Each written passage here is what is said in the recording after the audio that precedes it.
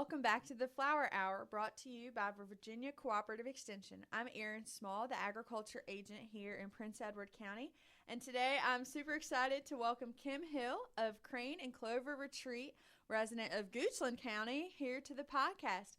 Kim combines creativity, hospitality, and her passion for flowers in the work she does at Crane and Clover. With a background in event planning and art and a heart for meaningful connection, she has built a flower farm centered around beauty, collaboration, and community. So in this episode, Kim shares her farm story, what drew her into growing flowers, and how she works closely with specialty florists and other growers to provide blooms to you and I.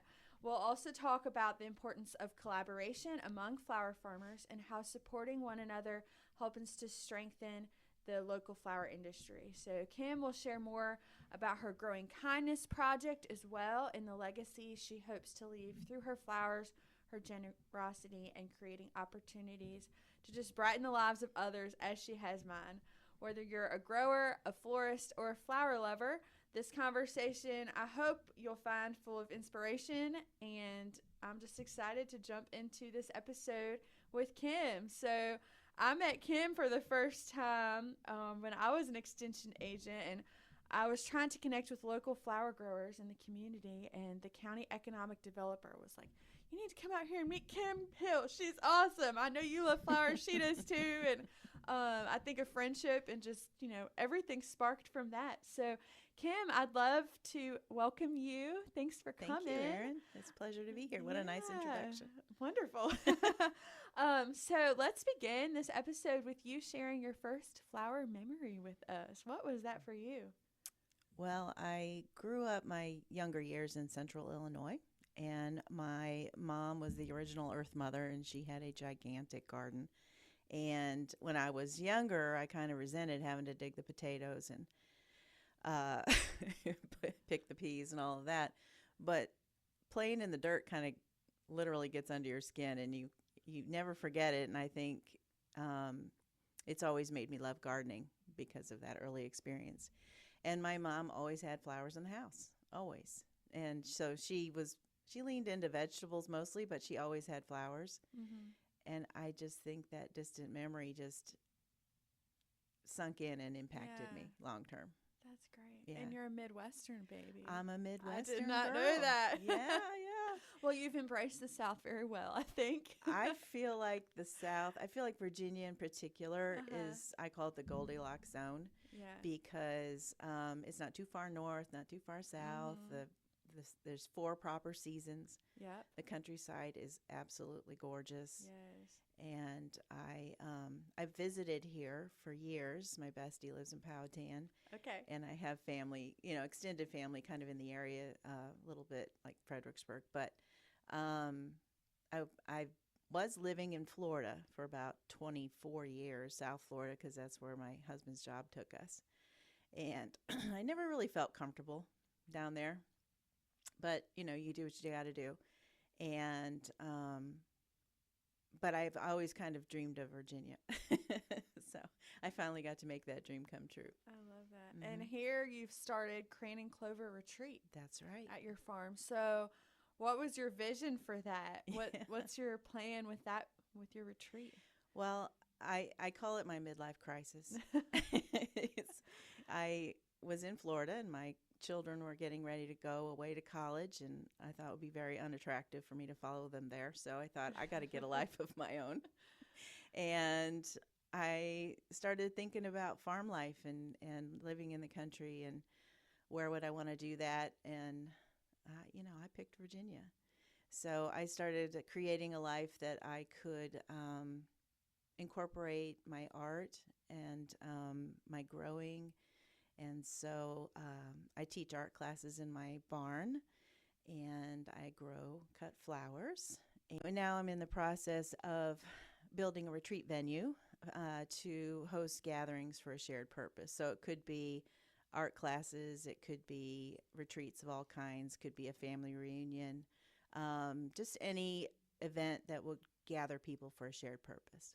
I mean, obviously, I'm wanting to lean into the art, but I want to invite teachers from all over the country to come and teach their specialty.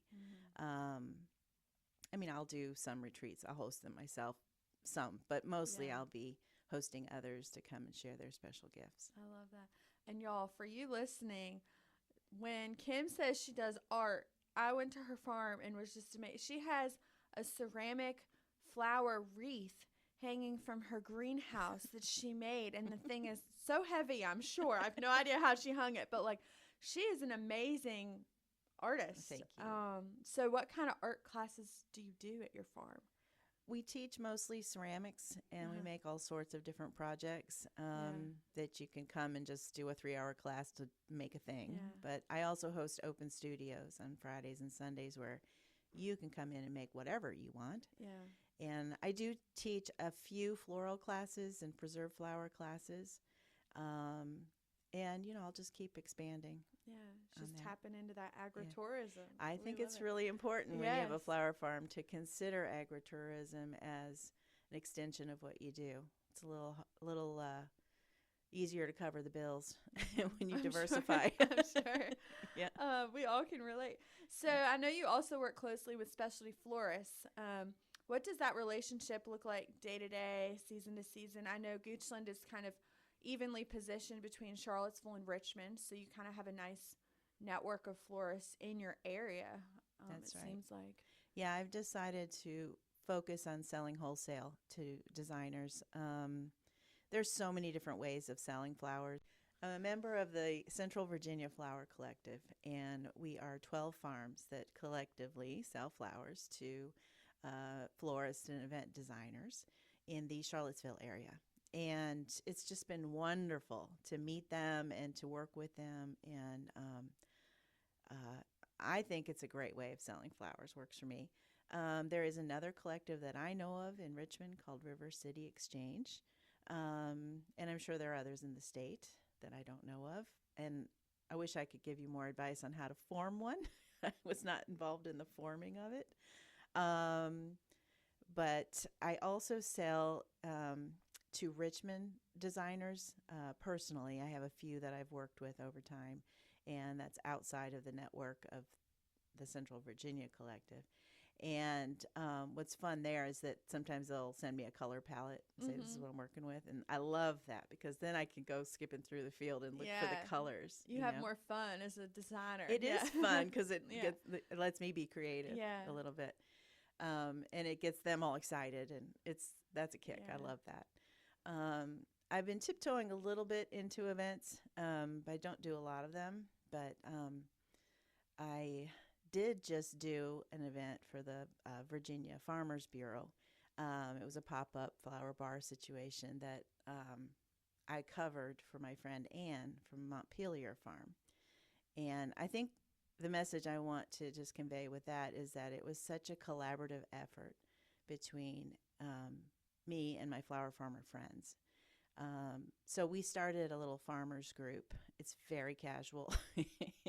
It started when Ayla from Sunny Sill Farm was waxing poetic on Instagram and talking about, I wish I knew other flower farmers, and I just don't have time to meet anybody. And she's got little kids swarming around her ankles. And she's a busy girl. And in fact, she's got another one on the way. Oh, exciting. Congrats, Kayla, if you're listening. Yeah. Anyway, she's adorable, and she was talking about that, but she didn't have time to do anything like that. And I was like, well, and could anyone do it? And I'm like, yeah, gathering people is my superpower. Yeah, it's your thing. I got this. We love it. So we started with like 7, and through word of mouth, we're up to 42 farms. It's awesome. It's really cool. It's awesome. I've met so many nice people.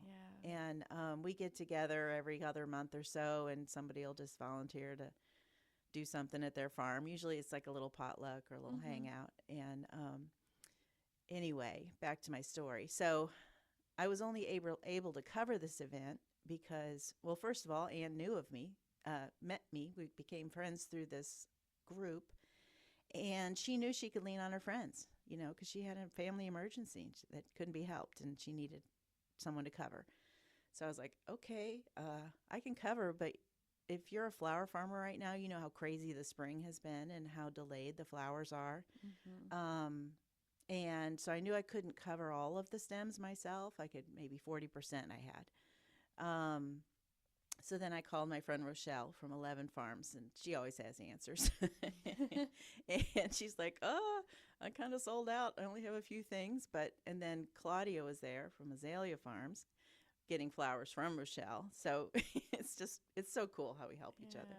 And then they're like, well, you know where you could go to get lots of flowers right now is Cedarmere, or Cedar View. Cedar View. Yes. And I was, okay. So I called Rachel, and she's like, yeah, come on over. And she operates a cut your own farm. And so you can just go. And so I went, oh my goodness, does she ever have things dialed in over there? Beautiful. Oh, she ended up, she had flowers. So I got the flowers from there, and I was able to do the event. All's well that ends well. But anyway, the flower group has been wonderful. It's been so cool to see people help each other with their events, with their sourcing. We ask each other questions if we're having trouble with this or that, and what did you do about this? And these are people that are never going to get tired of hearing us talk about growing. I mean, I know my family doesn't want to hear it. Yeah. You know. They can't relate the same. They can't relate. It's so boring. But my flower farmer friends get it. I love that. It's just brought so much joy. So when you're going to sell with the Central Virginia Flower Collective, yes. How do all of you determine what varieties of flowers you're selling? How many bunches? What does that look like? So we use the Rooted Farmers website platform, and we sell through there. Okay. And you can grow whatever you want to grow. The good thing about it is that, you know, only one farmer can't grow everything that a designer might need for an event. You can never nail the colors just right or the quantities just right by yourself. Yeah, but exactly. As 12 farms, we have a much better shot at doing that for people. And I think that we all sort of grow the things that we're good at growing, you know, and I try to lean in on growing quantity with less variety, if that makes sense. So that, you know, they always want 20 bunches of this or 10 bunches of that. They don't want just a few. So, and I try to lean into more bridal colors just because that's my customer. For you, you know, depends on what you're doing. If you're growing for a farmer's market, probably you want brighter colors, and you need to grow the focal and the spike and the filler and to make a bouquet look right, you know. But for me, I can lean into the things that don't import well from South America. That's what I focus on. So dahlias, they don't ship well. Cosmos, terrible shippers, you know. So that's what I focus on, are those things. Okay. Great. And when you're setting your prices with that, what does that look like getting paid and making sure you're paid for your time? I know that's something a lot of us growers struggle with is valuing our time. That's right. How do you set that when you're working with other growers? What does that look like? Well, we are a collective, which means we can't set the price for each other. Like, they can't dictate that, but we all try to stay within 10 cents a stem of each other. As part of the cooperation. So at the beginning of the season, we look at the national norms and averages and come up with a list of average prices, and then we work within that. So if, say, my cosmos are super tall and leggy, wonderful, you know, I could charge a little bit more if I wanted to. And there's some freedom in it. The thing about selling wholesale is I'm trying to move more flowers for a lower price. But if you're selling retail, obviously then you can sell it for a higher price because that's the way the capitalism works. Yes. So you just have to pick the model that works for you. Yeah. So, and I guess if you're looking to be a part of a collective or maybe start your own and you don't know where to start, you could reach out to your local extension agent. Absolutely. And even if they are not a horticulture or, you know, a plant science person, they still probably have connections in their area to connect you to other flower farmers. And I think for a lot of growers starting out, that connection is key, to have a mentor in all the things flower farming. So absolutely. For the second part of this podcast, I'd love for you to share a little bit about the Growing Kindness Project, which I know you are involved in.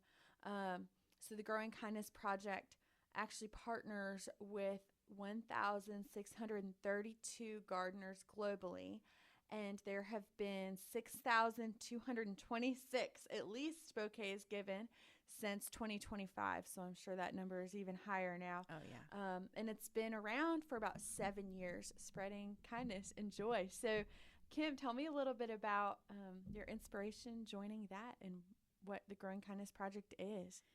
Well, it's just a sweet little nonprofit that just wants to focus on spreading joy, spreading kindness for just kindness' sake. Yeah.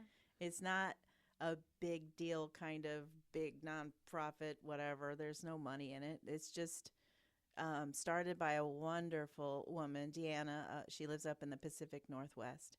And she started growing dahlias and started giving them away and realized how much power there is in just giving for kindness' sake, and how much the world needs that. That's beautiful. Always. Yeah. You know, so I found her on Instagram, I think, and I thought, I have so many leftover flowers. I can't sell every stem, much as I'd like to try. But I cannot. We'd all love to try. Wouldn't that be nice? That'd be so nice. But I thought, I don't want to see them go on the compost pile, so what can I do? And I saw that. I thought, well, yeah, let me see about that. But I need like somewhere bigger to take my flowers. Like I give them to my neighbors. I give them to my friends. Yeah. I take them to my hairdresser, and all of that counts. Which your hair is looking amazing today. I know. Way, she Kim. got peonies She's yesterday. Got these nice little highlights going, breaking into summer. Yes, Kathy loved her peonies. But I thought, well, okay. So I looked at their membership list, and I found Jen. She is a flower farmer in Charlottesville, and she works with the hospital. And she's closely affiliated with the Children's Hospital because her little girl had problems when she was little with her heart. So she started a program where she makes arrangements with volunteers and brings arrangements to the Children's Hospital. And I called her. I'm like, hey, do you need more flowers? Or, is there some way I can help you with this? And she goes, you know what? The regular hospital has a program where they have florists come in once a week and make arrangements from donated flowers, and they give them to the main hospital. How sweet. Yeah. So I thought, okay, well, then I contacted Liddell, and she flipped, loved the idea. And so I bring buckets of flowers that didn't sell once a week, and they create beautiful arrangements, and then the candy stripers take them around to patients who are lonely or maybe need a little extra love, and it's just been a beautiful experience. I mean, I never get to see the end result, but it doesn't really matter. Yeah, I can imagine. Not what it's about. No, it's not what it's about, and I can imagine how much it must mean, because being in the hospital is scary always, unless you're having a baby. That's joyful, but also also a little scary. Yeah, also scary. Yeah. But yeah. So that's. And then I also branched out a little bit. My church has a food pantry, and I think every other Tuesday they do. I don't bring flowers every other Tuesday. I'm a little too busy to do it all the time. But occasionally, when I have the time, I make little arrangements that fit in a cup holder. And so when they come around to get food, sometimes they get a little extra love with the flowers. So. And you use a lot of little Starbucks bottles. That's for right. That, don't you? Yeah, I do. I know you mentioned that to me one time. I got those bottles from Liddell at the hospital. Yeah. Oh.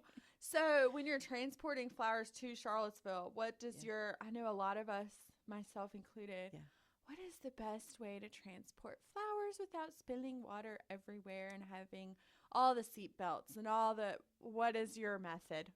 I have sandbags in my car. Sandbags. Yeah, and I just kind of pack them in around the buckets, and works pretty good. It's not fail safe. I drive carefully. Take those turns slow. Exactly. I love it. So I love your story with the Kindness Project. Do you have a moment of the project that sticks with you or reminds you why it all matters? I don't know if there's any one particular moment. I mean, Liddell lights up every time I pull up with my car. I just hope that by sharing this that everyone will consider giving flowers. You know, I think us flower farmers have abundance, you know, and We do. Even if it's not a specific program, but I mean, if you go to a to a farmer's market, say, and you don't sell through, what's your plan? You know, have a plan. Don't just toss them on the compost heap. You know, because a lot of those flowers aren't going to make it for the next week. Let's just face it. You know, so maybe you're stopping by a nursing home on your way home. Maybe you work that arrangement out some way, or maybe you do a little program for the nursing home and you do a little design class with them, or, you know, find ways to give back to your community because it matters. You know, it's one little bit of joy has a way of rippling. Yeah, for sure. Has being involved with that project shifted the way you've looked at your farming business, your life in general? Well, I think that when you operate from a place of abundance, it multiplies. You know, it's scarcity never helped anybody. Yeah. You know, so I think finding ways to give back makes your life better, always.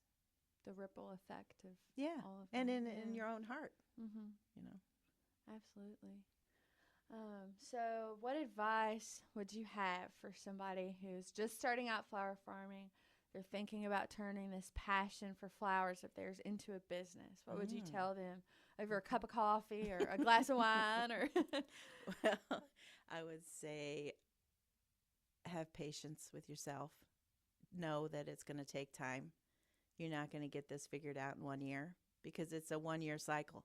So you're going to try something and it's going to take a year to figure out if you did it right or not. And you could try to do it again a different way next year, but then Mother Nature's going to have something to say about it and the weather's going to change all your plans. So you have to be patient. You have to learn. You have to research and take classes and find your flower farming community because they have all the answers too.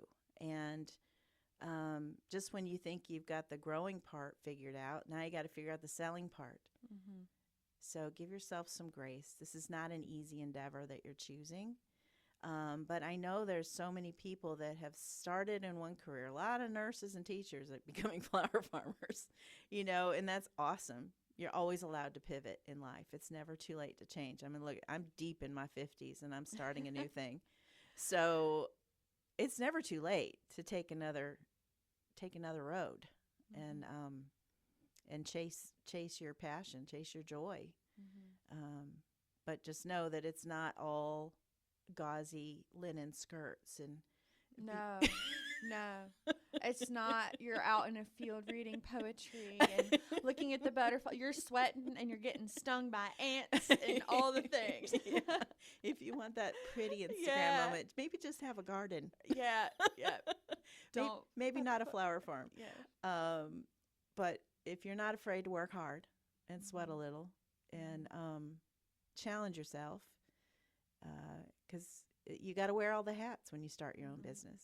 You know, you got to figure out how you're going to do your taxes. You got to figure out how you're going to do your business license and how you're going to sell and who you're going to sell to and how you're going to grow. And there's a lot to learn. But I don't want to scare anyone away from it. Don't misunderstand. It's awesome. I really love it. And it might be for you too. But just be patient with yourself and ask all the questions to anyone who will listen. And I encourage y'all listening, if you're located near Central Virginia, connect with Kim Yeah. in this flower farmer group. That's right. I'll put you on the They're email growing. list. Yeah, they will spam your email with all the love and all the events and get-togethers they do. I know that it's just a blossoming group. Yeah, it really is. It's catching on like wildfire. I love it. Yeah. I just had someone contact me this morning. Sweet. Another new one. Perfect. I know. We It's love good. it. It's super good. So, what's currently bringing you the most joy on your farm right now, Kim? It's the building community. Yeah. It's finding my people and my friends and shared passions and it's just starting to really blossom and mushroom. Not only with the flowers, but also with the ceramics and the art community and and I look forward to eventually in the future the retreat as well. And that'll just multiply even more. Yeah. So. You're in your happy place. Oh, I think I've created a pretty good second chapter. You have. Yeah. And before we close out, I need to hear more about this parade. Oh, God. Rumor has it you're in a parade. About this parade float you've got going on, Kim. Oh, it's so cute. Goochland Days is like quintessential Americana, small town, good time. Yes. And this is the first year we're participating in the parade. So I made a little parade float, and I've been making paper flowers since January, and my fingers are burned off from the hot glue. Oh, my gosh. I have no fingerprints left. But, yeah, I made a cute little parade float, and I'm going to be handing out marigold seeds from my garden. And, I think it's going to be a good time. Weather looks good, so, come on out if you're local. Yay. Awesome.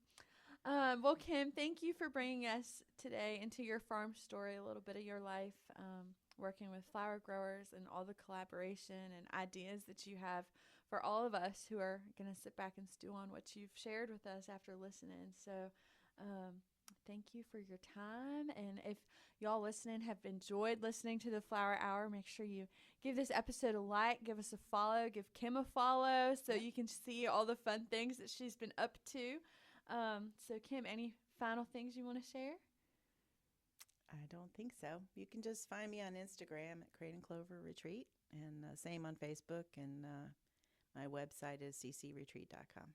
Great. Well, thank you all for tuning in for another episode of the Flower Hour.